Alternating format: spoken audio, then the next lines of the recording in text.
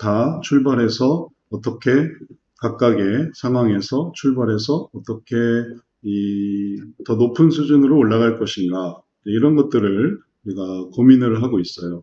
그러다 보면 여기서 썼던 방식이 또 다른 데서도 적용되는 것을 생각을 해볼 수 있겠어요.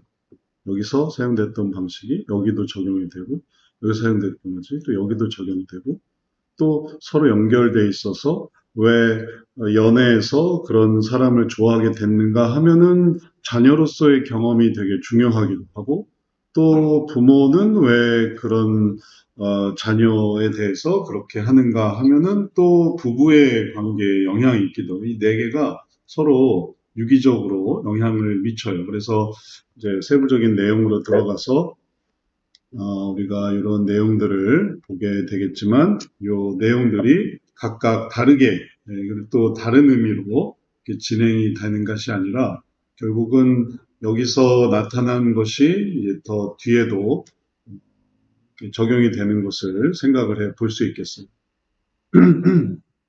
그래야 부부가 했던 그런 모습들이, 부부가 했던 모습들이 부모에게도 잘 적용이 되고 또 부모의 맡았던 모습이 또 자녀에게도 잘 적용되고 그렇게 해서 그런 부모와 자녀의 모습들이 이제 연애에서도 나타날 수 있도록 이게 떠나라 연합하라 하나 되라 이런 개념도 연애 상담에도 또 적용이 되지만 그거는 처음에 부부 상담할 때 이제 떠나라 연합하라 하나 되라 이 개념을 또 쓰거든요. 그래서 여기서 썼던 게 뒤에도 또 쓰게 되니까 이렇게 이제 유기적으로 이어진다는 것을 우리가 기억해야 되겠습니다. 그러면 지난번에 우리가 했던 거 이후로 우리 다시 함께 살펴보도록 하죠. 지난번에 우리 올 현장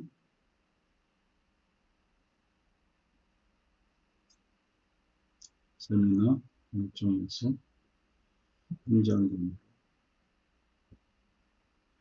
1학기 내내 했던 부분까지 생각해 보면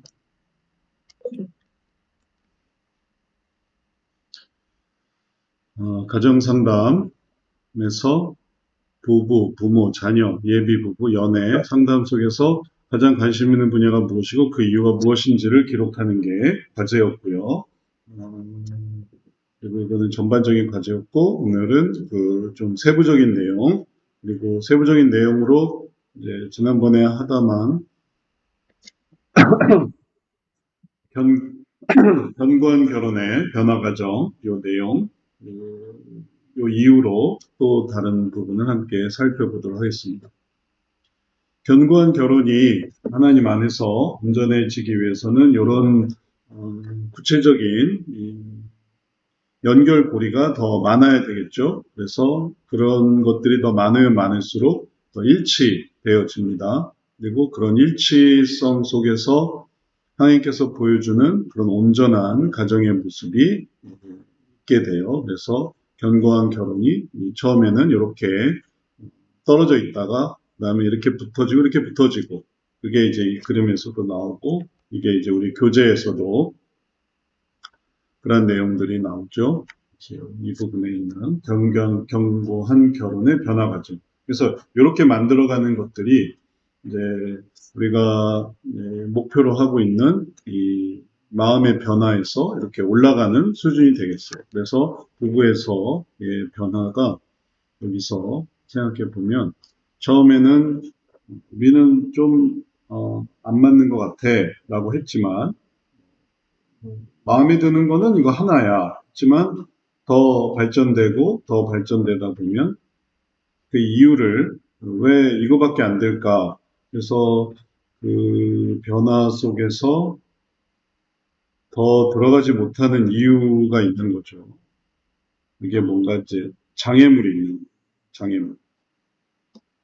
이런 부분을 찾고 장애물을 찾고 그 다음에 그 장애물을 극복을 해서 그래서 더 발전되게 나아가면 그러면 더 큰 수준에서 연합이 이루어질 마음을 갖게 되는 거죠. 그러면 이전보다 더 발전되게 되겠죠. 그리고 더 한번 이렇게 발전되다 보면 계속해서 이렇게 더 많이 발전되면서 그래서 이런 모습을 이루게 되고 그래서 이런 내용들이 전부 이런 과정을 보여주고 있기 때문에 요런 이제 이게 좋은 거구나. 그리고 이게 우리의 어떤 방향이구나. 이런 것들을 생각을 해야 돼요.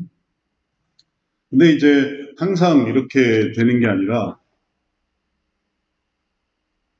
부부 상담을 하다 보면 반대의 경우도 생기죠.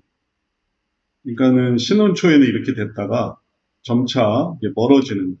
그러면 정확히 반대로 신혼 초에는 모든 게 같이 있었다가 조금씩 거리가 생기면서 그러면서 이제 간신히 뭐만 하나 남아 있다가 그 다음에는 마지막에 있는 것들도 끊어지면서 그러면서 결혼이 종결되는 그런 일들도 생기게 되죠. 그러니까 이게 단순히 이렇게만 생각하면 앞으로만 가게 되지만 이게 떨어지는 거 생각하면 이래서 떨어지는구나 이거를 이해할 수가 있겠어요.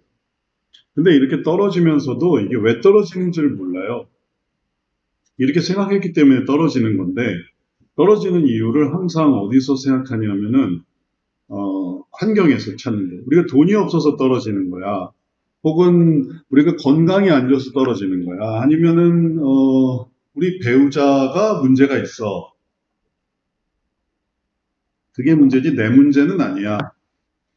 이렇게 생각하다 보니까 떨어져도 왜 떨어지는지를 몰라요. 그래서 다 어려움을 당한 데는 이유가 있는데 그 이유를 이제 찾지 못하는 거죠. 그래서 그냥 그러고 사는. 그러면 그게 신피질의 모습인가요? 아니면은 어떤 욕심의 형상화된 모습인가요? 할 때 이제 여기 있는 거죠. 나중에 깨닫게 되지 못할 수도 있을 것 같아요. 죽기 전에 그걸 깨닫고, 아, 내가 이런 걸 했다는 게 이게 내 실수였구나. 그걸 깨달으면은 성공한 거고, 못 깨닫고 생을 마감하는 부부도 있어요.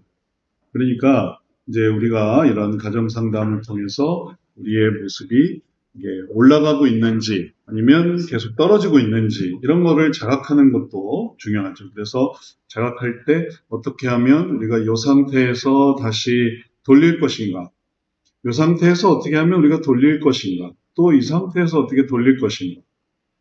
떨어지는 게 아니라 한 번도 올라가 본 적이 없다면 우리가 어떻게 하면 또 올라갈 것인가, 어떻게 하면 더 좋은 모습으로 올라갈 것인가.